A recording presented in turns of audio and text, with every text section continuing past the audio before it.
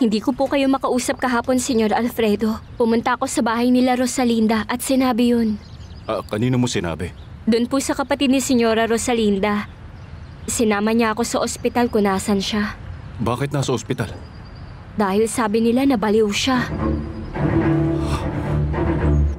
Kung hindi tayo makakahanap ng magaling na mag-aalaga, kakayanin na siguro ni Abril. Huwag ka nang mag-alala. Akong bahala, malapit na kitang patigilin sa pag-aalaga ng bata. Ay, salamat, Senyora Valeria. Sigurado ako na dito na siya titira sa akin. Dapat naman po. Well, alam naman nating paglaki niya, kailangan niya nang umalis para mag-boarding school. Magandang naisip niyong yan. Paano, Berta? Kailangan ko nang umalis. Ay, Senyora, anong sasabihin ko kung pumunta ang mga yun dito sa bahay? Sinabi ko na sa mga security natin na tumawag agad ng mga pulis. Sinabi nila sa akin na nakadepende ang paggaling ni Rosalinda kung ibabalik sa kanya ang bata. Wala talaga akong pakialam doon. Wala na silang magagawa na kahit ano. At kung totoo nga na nabaliw siya, parusa na yun ng Diyos sa kanya dahil siya ang unang nagpahirap sa akin. Karapat-dapat lang ang nangyari sa kanya. Nabaliw? Nabaliw? Nakita ko po, Senyor. Sinuotan na po siya ng straight jacket. Ay, Diyos ko po. Nagkaganon siya dahil kinuha ang anak niya. May pumunta daw ditong Soledad at hinahanap ang bata pero ayaw ibigay ni Senyora Valeria ang bata. Si Abril lang nagsabi. Hindi niyo po alam? Senyor, nasasaktan po kayo sa nangyayari kay Senyora Rosalinda, tama? Paanong hindi ako masasaktan? Anak ko si Rosalinda Alcira. Ano? Anak niyo siya?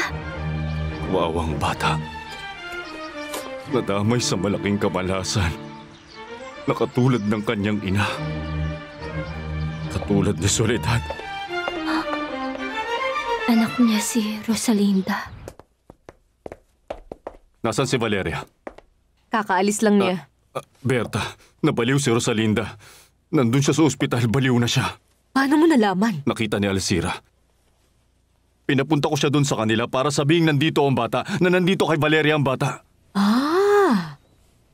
Kung ganun, kaya nila nalaman. Kailangan kong ibalik ang bata kay Rosalinda. Sige na, Berta. Tulungan mo ko. Kailangan siyang madala agad dun.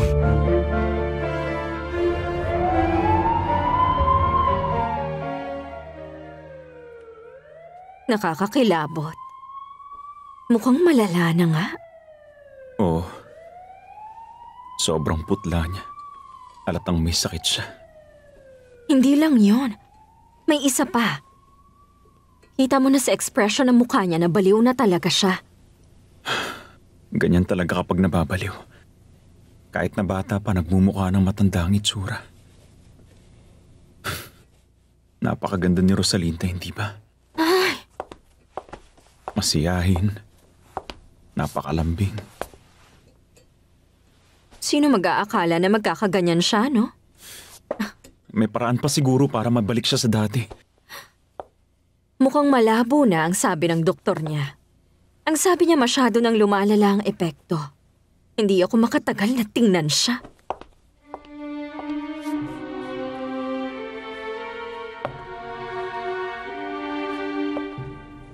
Imposible yan, Alfredo. Kailangan kong ibalik ang bata. Ayaw ni Fernando Jose, kaya di pwede.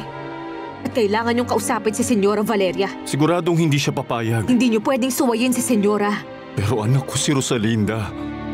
Kailangan ko siyang tulungan. Dahil gusto niyo siyang tulungan, ginawa niyo ang lahat ng to.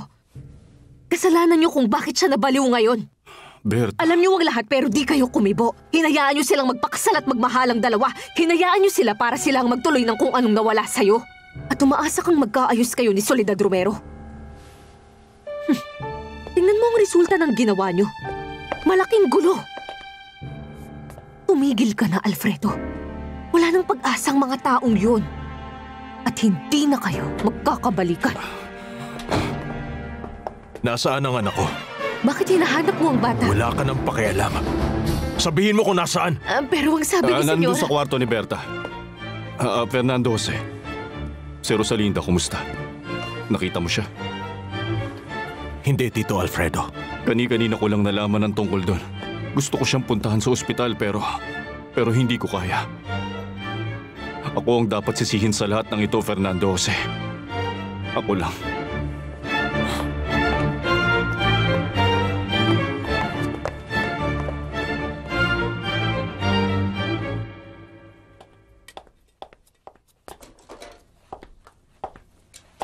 Sobrang bigat ng loob ko, Fernando Jose. Please, Tito Alfredo. Gustong sabihin sa'yo ni Soledad ang totoo. Pero pinigilan ko siya, Fernando Jose. Kaya ayaw niya kayong magpakasal. Nung araw ng kasal niyo, pumunta siya sa law firm para kausapin ka, pero huli na ang lahat, kasal na kayo. Kasalanan ko't nangyari ang lahat ng to. Anak ko si Rosalinda at ngayon nabaliw siya. Nabaliw siya ng dahil sa akin. Diyos ko, kasalanan ko to.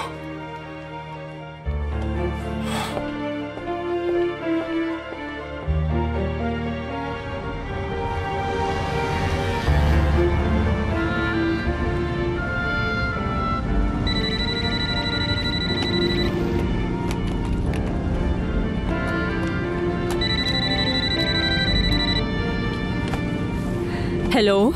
Senyora Valeria, ako to si Berta. Kailangan po ninyong bumalik kaagad dito sa bahay. Nandito si Senyor Fernando Jose at gustong kunin ang bata.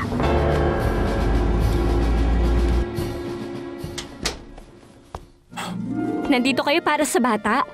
Tingnan niyo siya. Sobrang ganda niya, hindi ba? Kakaubos lang ng gatas niya. Mukhang inaantok na po siya. Napapapikit na siya, oh. Kawawa naman ang mama niya at may sakit. Nabaliw na ba talaga siya? Sabi po nila, nakita ko sa ospital. Hindi siya yung babaeng masaya at nakakatuwa tulad ng dati. Kung titignan, parang wala na siyang buhay. Akin na siya, Alzira. Gusto niyong buhatin? Kukunin ko siya.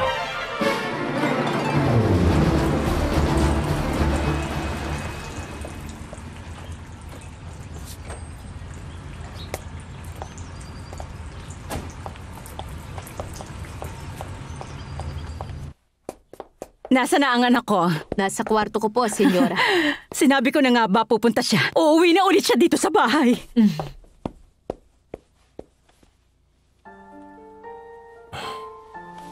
Buti naman at kukunin niyo na po siya.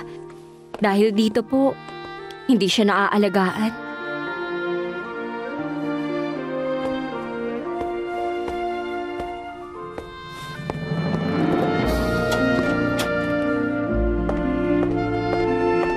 Fernando Jose, anong ibig sabihin nito? Dadalhin ko ang bata, Mama. At saan mo siya dadalhin? Dadalhin ko kay Rosalinda. Rosalinda, Rosa.